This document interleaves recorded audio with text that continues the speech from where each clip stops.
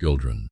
The letter arrived on a Tuesday, which was the same day Maren Dowd turned 22 and the same day her uncle sold the farm. Children. She didn't find out about the farm until later.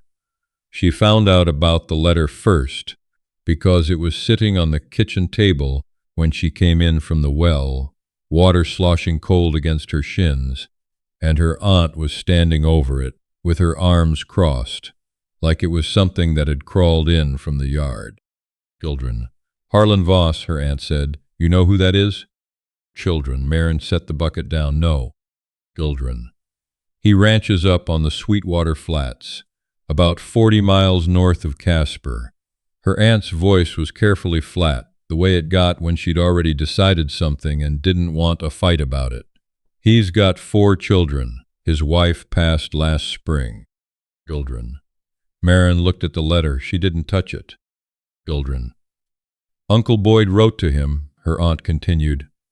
Back in January, there was a reply last month, but Boyd thought. She stopped, pressed her lips together. Boyd has agreed to sell the southern parcel to cover what we owe on the equipment note, but the north field won't be enough, and Harlan Voss has offered. Children. How much? Maren said. Children. Her aunt went quiet. Children. How much did he offer for me? Children. The number was $83, and a promise to forgive a separate debt Boyd had run up at the stockyards in Cheyenne. Her aunt said it like it was a business arrangement, which it was. Children. Maren stood in the kitchen with her wet skirt stuck to her calves and looked out the window at the flat gray Wyoming sky and felt the number settle into her chest like a swallowed stone. Children. $83. That was the price of her. Children. That was what her life weighed on a scale when someone put a pencil to it. Children. She was given 2 days to pack. Children. She brought 1 trunk. There wasn't more to bring. A wool dress she'd sewn herself, her mother's Bible with the water-stained cover, a folding knife she'd carried since she was 12, and enough stubbornness to fill the rest of the space. Children. The wagon that came for her was driven by a hired hand named Dewey, who was approximately 100 years old and spoke maybe 14 words the entire 40-mile ride. He didn't look at her with pity. He didn't look at her at all. Mostly. She appreciated that. Children. The Sweetwater Flats opened up north of the river like a grudge, wide and flat and bitter, the brown grass beaten sideways by wind that never seemed to quit. There were no mountains here, nothing to catch the eye or soften the horizon. Just sky and grass and the occasional fence post, and the road that cut through it all like a scar. Children. The ranch came into view just as the light started going orange. Children. It was bigger than she'd expected. The main house was 2 stories of bare plank siding, gone gray with weather, with a porch that sagged on one end and a chimney that leaned slightly to the east. Around it sprawled a maze of outbuildings, a barn, a smokehouse, a chicken coop, a structure she couldn't identify, connected by mud-churned paths. Children. The whole place had the look of something that had been built by necessity and repaired by exhaustion, put together piece by piece by someone who didn't have time to do it right the first time. Children. 4 children stood on the porch. Children. Maren had known there would be 4. She had repeated it to herself the entire ride, the way you rehearse a fact you don't want to be surprised by. 4 children. She knew it. She was ready. Children. She was not ready. Children.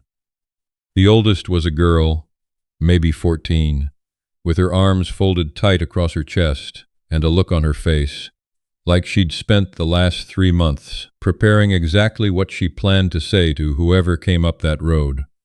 Beside her stood a boy of about 11, who was holding a dead rabbit by the ears with the casual confidence of someone who wanted you to know. He was the kind of person who held dead rabbits. Children. Behind them, 2 smaller shapes, a girl around 7 and a boy who couldn't have been more than 5, peered out from the doorway. Children. No sign of Harlan Voss. Children. Dewey pulled the wagon to a stop and climbed down without a word. He set Maren's trunk in the mud and drove away. She watched the wagon go. Then she turned back to the porch. "Children, I'm Maren," she said. "Children." The oldest girl looked her over the way you'd look over a horse at auction. "You're younger than I thought you'd be." "Children." "You're blunter than I thought you'd be," Maren replied. "Children." The girl blinked. Then, almost against her will, the corners of her mouth twitched. She didn't smile, but she almost did. "I'm Ida," she said. "That's my brother Clem. The little ones are Ruth and Poe." She paused. "Our father's in the north pasture. He'll be in at dark." "Children." Maren picked up her trunk. It was heavy enough to make her arms shake, but she didn't put it down. She walked up the porch steps, past Ida and past Clem and his dead rabbit, past the little ones who scattered like birds, and pushed the front door open with her shoulder. "Children." The smell was the first thing. Unwashed clothes, grease burned black on the stove, something sour she didn't want to identify, and underneath all of it, children. The specific staleness of a house that hadn't been properly aired out since autumn. The kitchen was a catastrophe. A cast iron pan sat on the cold stovetop with something dark and fossilized in the bottom. Children. Dishes were stacked in a precarious tower beside the dry sink. Children. Flour was dusted across the floor in a pattern that suggested someone had tried to bake something and abandoned it mid-attempt, probably weeks ago. Children.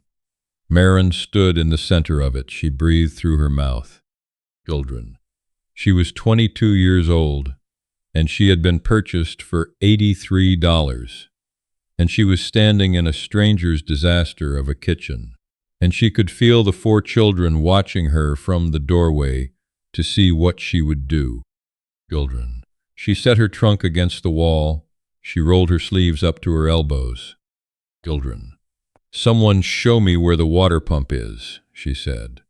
"And someone else take that pan outside and scrub it with sand until I can see my face in the bottom." Children. Silence. Children. "Now please," she added, "because manners cost nothing." Children. Harlan Voss came in at dusk, exactly when Ida said he would. He ducked under the door frame. He was the tallest man Maren had ever seen in an enclosed space, broad-shouldered and windburned, with a short dark beard shot through with gray at the jaw. He wore the clothes of a man who had been working since before sunrise and intended to work again before sunrise tomorrow. He stopped when he saw her. Children. She was at the stove. She had gotten the fire going and had found salt pork in the cold cellar and dried beans she'd soaked in hot water and a heel of cornmeal that still had a few days of life in it. It wasn't a good meal, but it was hot, and it was food which was more than what had been on that stove before she arrived. Children. Miss Dowd, he said. Children. Mr. Voss. Children. He looked around the kitchen. The floor had been swept. The dishes were washed and stacked.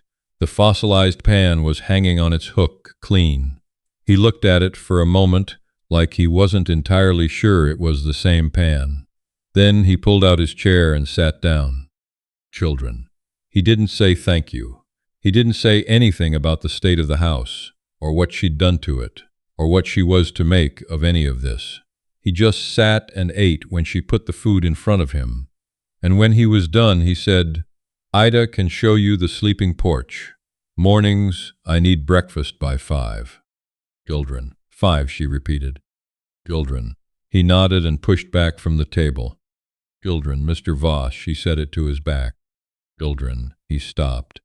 Children. I need to know the rules, she said, of the house, what you expect. Children. He turned around slowly. He had pale eyes, not unkind, but very, very tired.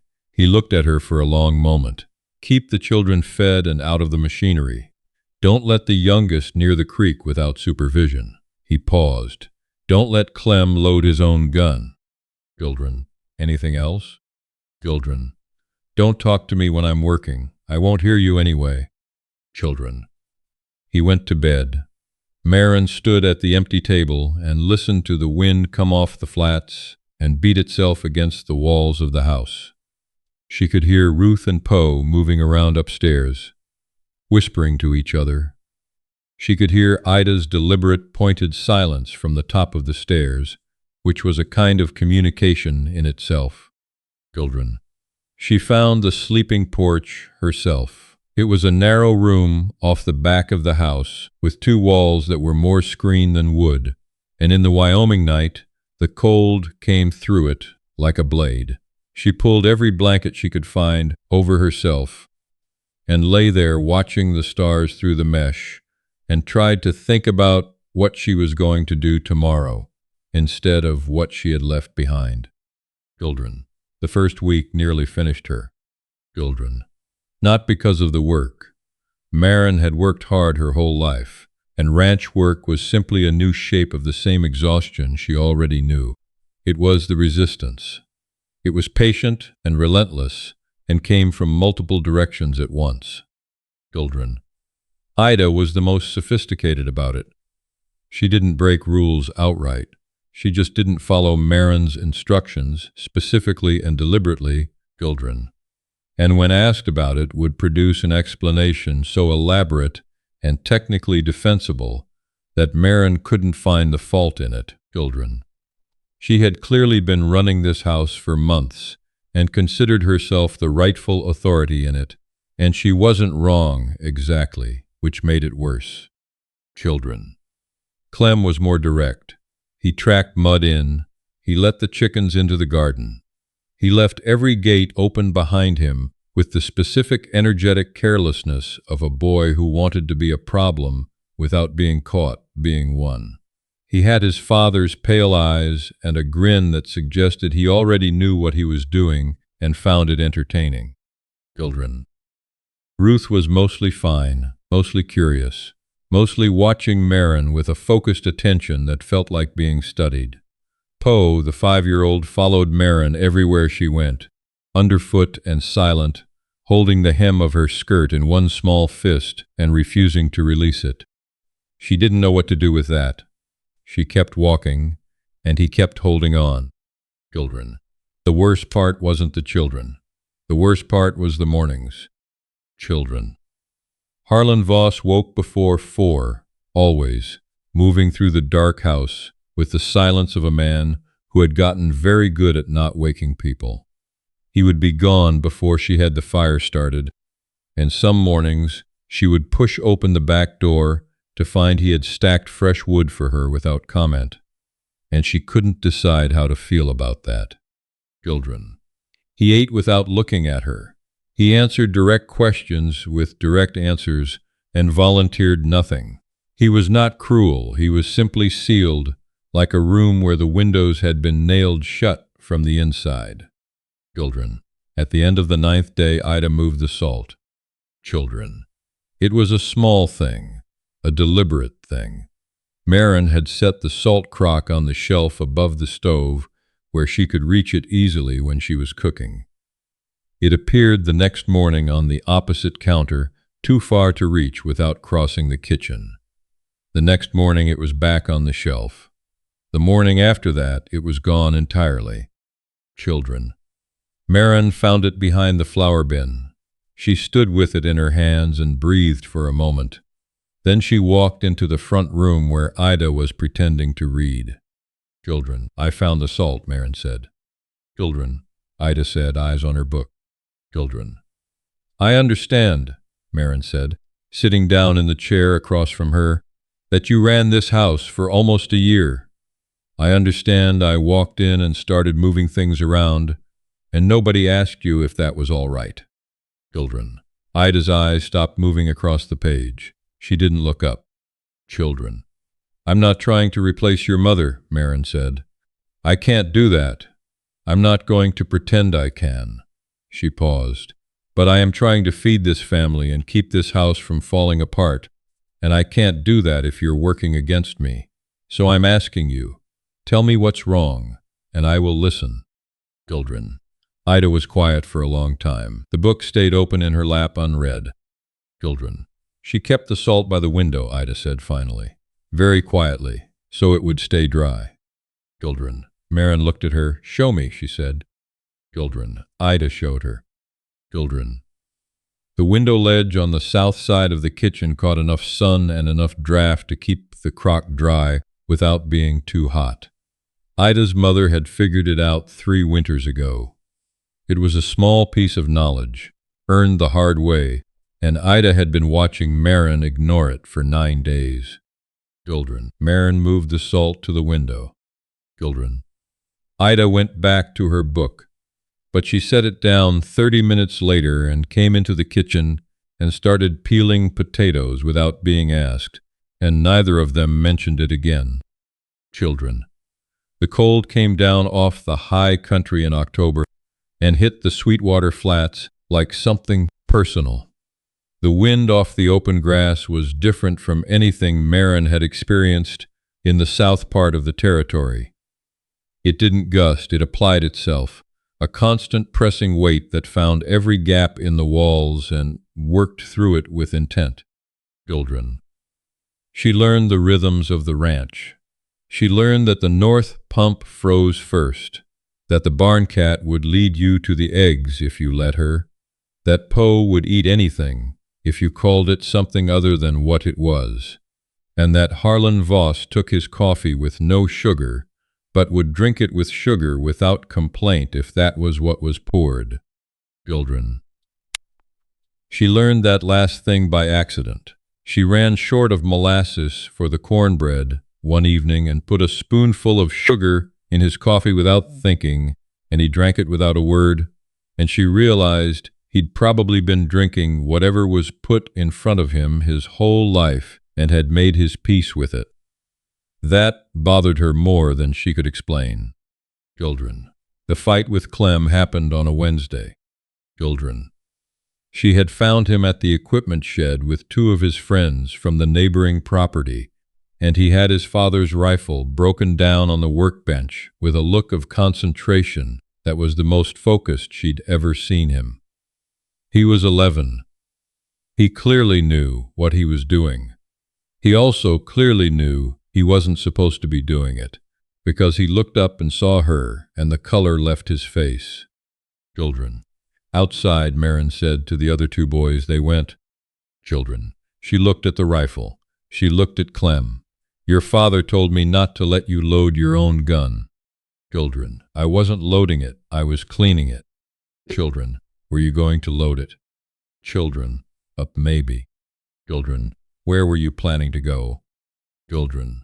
Another pause. Longer. Heard there's coyotes by the east fence been getting into the Delacourt sheep. Figured we could. Children. You figured, she said, that you and 2 other 11-year-old boys were going to take a rifle out to the east fence to deal with a coyote problem. Children. I'm a good shot. Children. That's not the point, Clem. Children. Then what is the point, he said, and there was something under the bravado, something tired and frustrated, the voice of a boy who had spent too long being told he couldn't do things he was actually capable of. I know how to handle a gun. I've been handling guns since I was 8. My pa taught me. Children. Maren sat down on the edge of the workbench. She looked at him for a moment. I know you can shoot, she said. That's not why your father made that rule.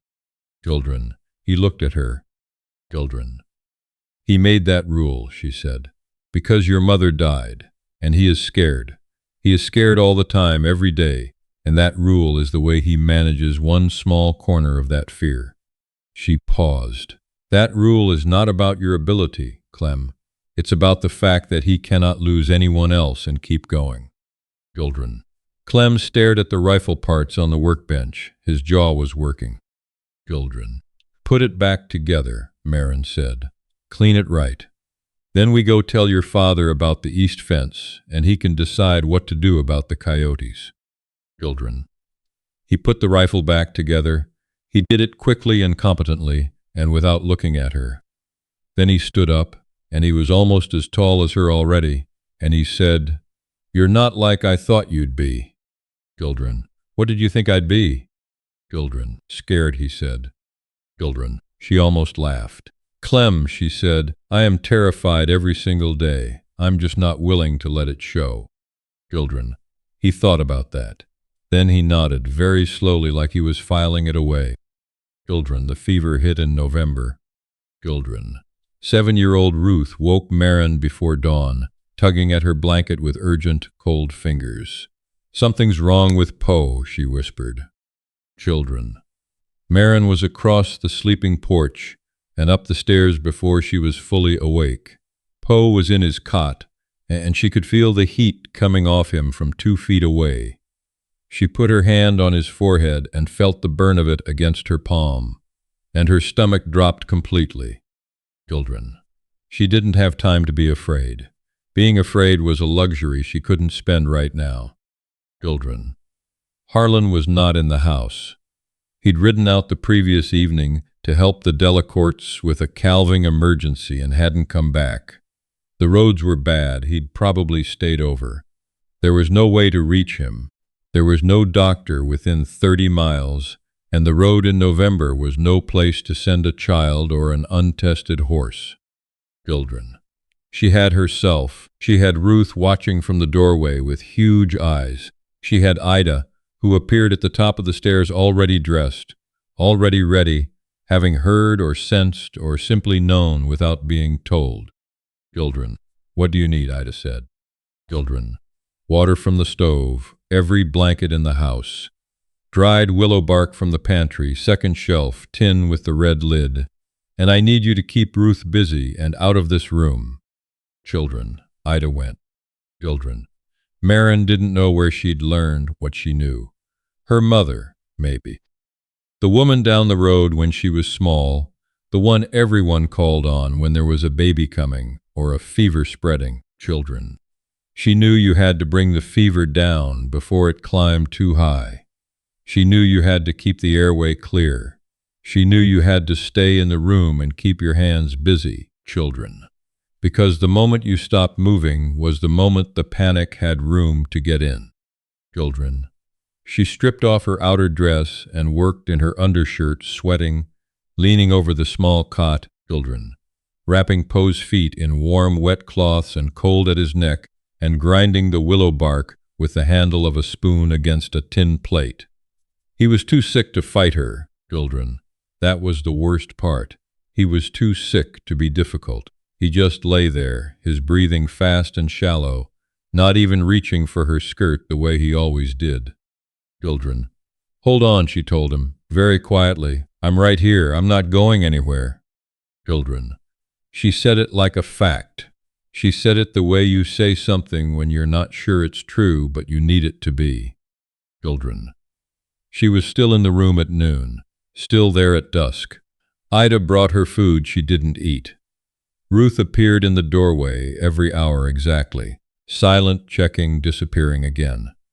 Clem had taken over the barn chores without being told and was managing them in a dogged, quiet way that made Maren's chest hurt. Children. The door opened near dark. She heard the heavy boots on the porch, the specific weight of them, and then Harlan was in the doorway with snow on his coat and his face unreadable in the dim light. Children. He looked at Poe, he looked at Maren. Children. She was kneeling by the cot, her hair loose and tangled, her undershirt damp with sweat, the tin plate and spoon still in her hands from the last round of willow bark. She had not slept in over 30 hours. She was aware of all of this. She was too tired to care. Children. His breathing was bad this morning, she said. Her voice came out rough. It's steadied out in the last few hours. I think the worst is past, but I don't know. I've done everything I know how to do. Children. Harlan came fully into the room. He crouched beside the cot and put his large hand on his son's chest, feeling the rise and fall of it. He stayed like that for a long moment. Children. Then he looked at Maren. Really looked at her, the way he didn't usually, the way most people avoided if they could. His face was still hard to read, but something in it had shifted. Children. Have you eaten anything today? He said. Children. I don't remember. Children. He stood up. He was quiet for a moment, then he said, Go eat something. I'll stay with him. Children. I don't want to leave. Children. Maren. It was the first time he'd used her first name. The sound of it in his voice, low and plain as everything else about him, stopped her completely. Go eat something, he said again. I have him. Children. She stood up. Her knees shook. She didn't let herself think about that, just walked past him and down the stairs, and in the kitchen she sat down at the table and put her head in her hands and breathed. Children. She heard him upstairs, moving slowly. She heard him settle into the chair beside the cot. She heard his voice, very low, saying something to Poe. She couldn't make out the words, just the sound of it, that low, graveled rumble that she had come to recognize as the timber of this house. Children. She ate something, she wasn't sure what. Children. She went back upstairs at midnight, intending to take over. Harlan was asleep in the chair beside the cot, with his chin on his chest. Poe was asleep in the cot, breathing steadily, the fever broken. Maren stood in the doorway and looked at both of them for a long moment. Children. She pulled a blanket over Harlan's shoulders. She didn't know why. He didn't wake. Children. She went back to the sleeping porch and slept for 9 hours and didn't dream. Children. Spring broke open in April like something that had been waiting a long time to happen. The snow let go of the flats and the grass came up green and wet underneath, and the sky over Wyoming turned a shade of blue so sharp and clean it almost hurt to look at. Children. Maren went to town with Harlan in May to get the season's supplies. Children. Lander was a proper town, with a bank and a hardware store and 2 dry goods establishments, and a crowd of people on a Saturday who wanted to know each other's business. She had not been in a proper town since she'd arrived on the flats. She had not thought about it much. But as Harlan drove the wagon down the main street, she felt the weight of eyes on her and understood what was happening. Children. They had been watching for this. Some of them probably had made bets. The same way the people of a small place always make bets about the stranger who comes to fill an impossible role. They had been waiting for this wagon to come in either empty or broken. Children. She climbed down from the buckboard before Harlan could offer a hand, and she walked straight to Caldwell's dry goods and pushed the door open. Children. The man behind the counter was built like a fence post, all angles, with a precise mustache and the look of someone who had done the math on everyone who came through his door. Children. Mrs. Voss, he said, then stopped, apparently uncertain about whether that was correct. Children. Miss Dowd, Maren said evenly. 200 pounds of flour, Mr. Caldwell, 100 of sugar, 60 of salt. Children. And I need to see your axle grease because what you sent out last season was too thin, and I said so at the time. She had not said so at the time. She had not been here at the time. Children. But Caldwell didn't need to know that. I'll also want coffee, 40 pounds, and whatever pepper you have in stock. We went through ours in the winter. Children. Caldwell looked past her at Harlan, who had come through the door behind her and was now standing with his arms folded, his expression giving nothing away. It was the same expression he wore when he was watching a situation unfold that he'd already decided not to interfere with. Children. Harlan, Caldwell said carefully. Children. Harlan unfolded his arms. He walked to the counter and placed both hands flat on the surface and leaned in very slightly. She speaks for the household, he said. Whatever she orders, I'm paying. Children. He reached into his coat and set a coin purse on the counter. Children. A woman near the window, Maren had noticed her come in after them. The studied casualness of someone who was there on purpose made a small sound. Maren turned her head and looked at her directly. The woman was older, well-dressed, with the carefully maintained appearance of someone who considered herself an authority. Children. Maren recognized the look. She had seen it in every town she'd ever lived in. It was the look of someone who had already decided what you were before you opened your mouth. Children. She looked at that woman for a long, steady moment. She didn't smile. She didn't look away. She just held the look long enough to make her point, children, which was that she had gotten through 8 months on the Sweetwater Flats, through 4 difficult children and a brutal winter and a 5-year-old who stopped breathing for a moment on a November night, children. And she had not broken. And she was not going to be broken by being looked at in a dry goods store in Lander. Children. The woman looked away first. Children. Maren turned back to the counter. "And a yard of the yellow cotton you have in the window," she said. "The good weight, not the flimsy one. Ruth wants a new dress." Children. Caldwell filled the order. Harlan paid. They loaded the wagon with Clem's help. He had ridden in the back with a fishing pole he had no intention of using, and the specific composure of a boy who was not going to admit he'd wanted to come. And then they were pulling out of Lander with the wagon heavy and the sun past noon. Children. Harlan drove. Maren sat beside him. The gap between them on the buckboard seat was what it always was. Not close, not distant, a width that had become a specific measurement. She knew the way you know a piece of furniture you navigate around every day. Children. On the long flat stretch north of the river, a wheel hit a rut, and the wagon lurched. Her shoulder hit his arm. She caught herself and started to straighten. Children. His arm didn't move. Children. He didn't look at her. He kept his eyes on the road and his hands on the reins, and he didn't move away. She stayed where she was. The road was rough. She had a reason to be close to the solid mass of him, and she was tired of finding reasons for things that weren't complicated. Children. "Ruth's going to wear that dress until it falls apart," he said. Children. "I know," Maren said. "She's already decided it's her favorite." Children.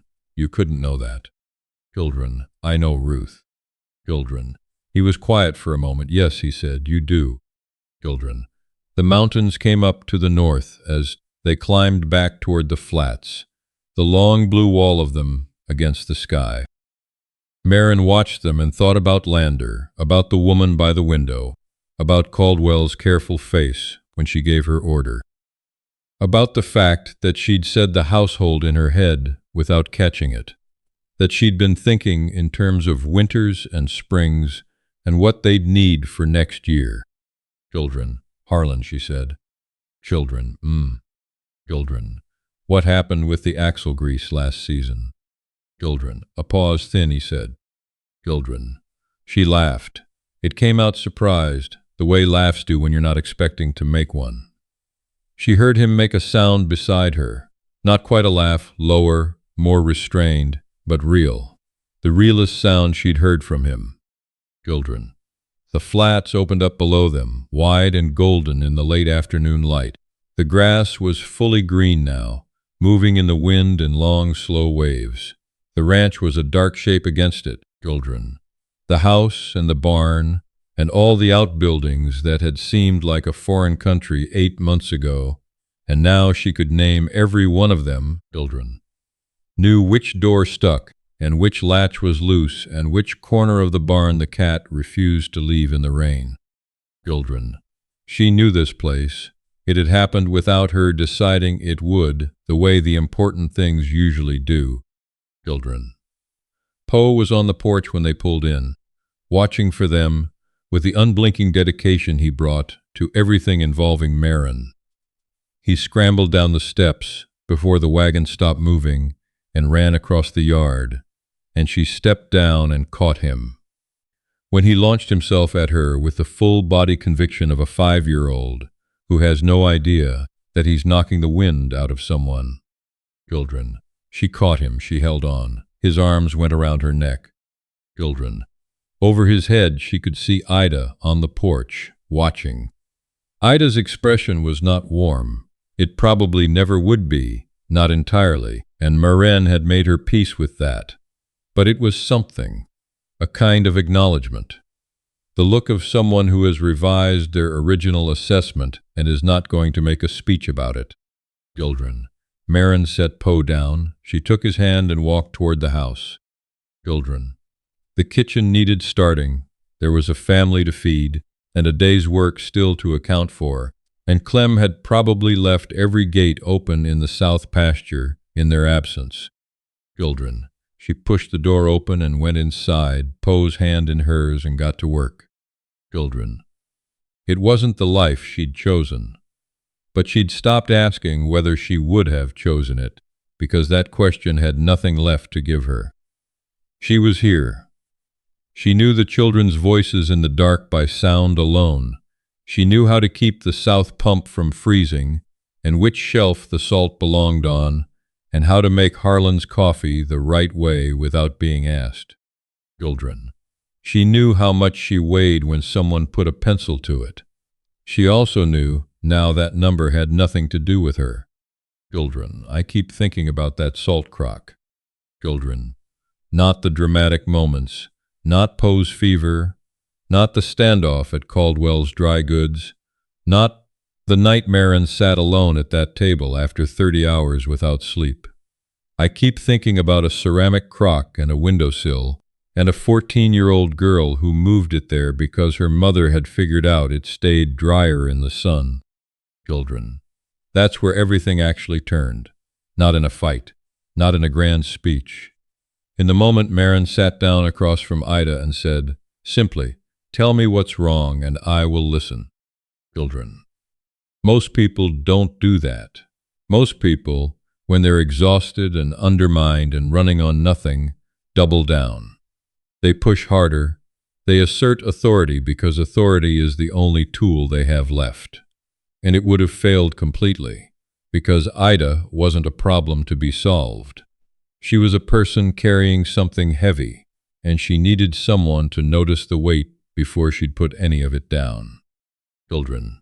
What Maren had, what I think about when I think about why her story went the way it did, was a kind of intelligence that doesn't come from being clever. It comes from paying attention, from watching how a house works before you decide how to change it, from understanding that a 14-year-old girl who moves the salt isn't being difficult. Children. She's grieving, and that grief has a very specific shape. And if you take the time to learn the shape of it, you can find your way around it instead of walking straight into it every single day. Children. That's one thing. Children. The other is what she said to Clem in the equipment shed. She could have taken the rifle. She could have made it about rules, about authority, about what his father had said. Instead, she told him the truth, that the rule wasn't about his ability. It was about his father's fear. That Harlan Voss had made that rule because he could not afford to lose anyone else. Children. She handed Clem the real reason, and in doing so she handed him something more useful than an order. She handed him a way to understand his own father.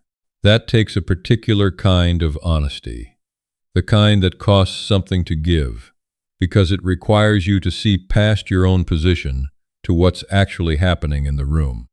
Children. And then there's the third thing, which is the simplest and maybe the hardest. She just kept showing up, not because the situation was fair. It wasn't, and she knew it wasn't. Children. And she never pretended otherwise. Not because someone came along and made it easier, but because she had decided, somewhere in that first freezing night on the sleeping porch, children, that she was going to be the last person standing, not out of stubbornness for its own sake. Children. Out of the knowledge that the only life available to her was the one she built with her own 2 cracked, lie-burned hands, and she was going to build it right. Children. $83. That was what someone decided she was worth, once in a moment when they had the power to put a number on her. Children. By the time that wagon pulled back into the Sweetwater Flats with Poe's arms around her neck and the yellow cotton for Ruth's dress folded in the back, and Harlan not moving away on the buckboard seat, she knew without needing to say it out loud. That number had nothing to do with her value. It never had. It was just the price someone paid when they didn't know what they were getting.